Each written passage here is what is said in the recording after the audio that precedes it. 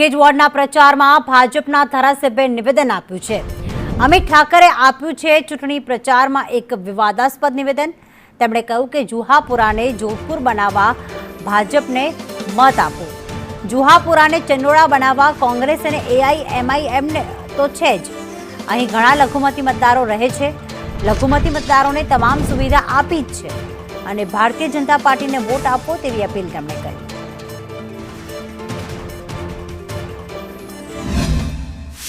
સ્વરાજ્યની ચૂંટણી છે અને પ્રચાર જે છે તે રાજકીય પાર્ટીઓ દ્વારા કરવામાં આવી રહ્યો છે। હાલ જે દ્રશ્યો દેખાઈ રહ્યા છે, સરખેજ વોર્ડમાં ભાજપ દ્વારા જે મહિલા હુંકાર રેલીનું આયોજન કરવામાં આવ્યું છે અને મોટી સંખ્યામાં મહિલા કાર્યકર્તાઓ છે તે આ રેલીમાં જોડાવા માટે થઈ અને અહીં પહોંચ્યા છે।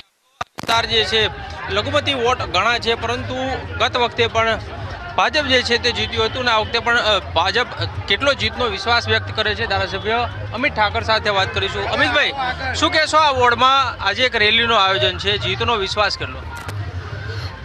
મહિલાઓ બહુ જ મોટી સંખ્યામાં રેલી લઈને નીકળી છે। આવો કાર્યક્રમ કદાચ પહેલી વખત હું પોતે જોઈ રહ્યો છું।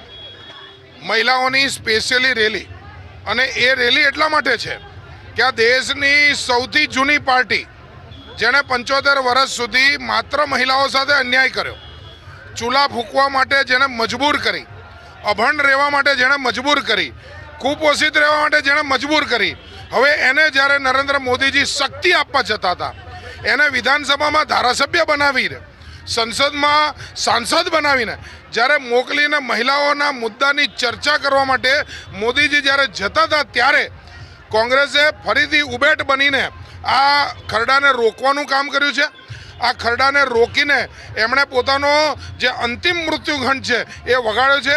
આ દેશની 70 કરોડ મહિલાઓ એ કોઈ પણ સંજોગમાં કોંગ્રેસને માફ કરવાના મૂડમાં નથી।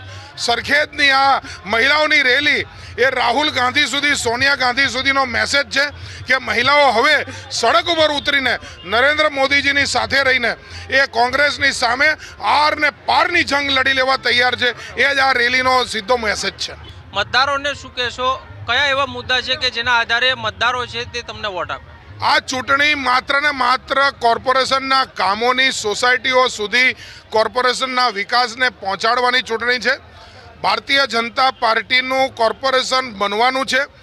બધા જ સમાજ, બધા ધર્મના લોકોને ખબર છે કે જો કોર્પોરેશનમાં ભારતીય જનતા પાર્ટીની જ જો સીટ આવવાની હોય, ભારતીય જનતા પાર્ટીની જ સત્તા આવવાની હોય, તો શા માટે ભારતીય જનતા પાર્ટી સાથે ન જવું?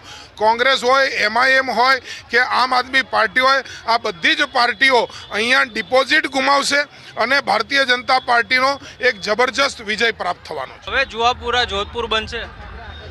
જ્યારે મને લોકો મળવા આવ્યા ત્યારે મેં એ લોકોને કીધું, એક પ્રશ્ન પૂછ્યો કે જુહાપુરાને જોધપુર બનાવવું હોય તો ભારતીય જનતા પાર્ટી બેઠી છે, પણ જુહાપુરાને ચંડોળા બનાવવું હોય તો એમઆઈએમ ને કોંગ્રેસ કાફી છે।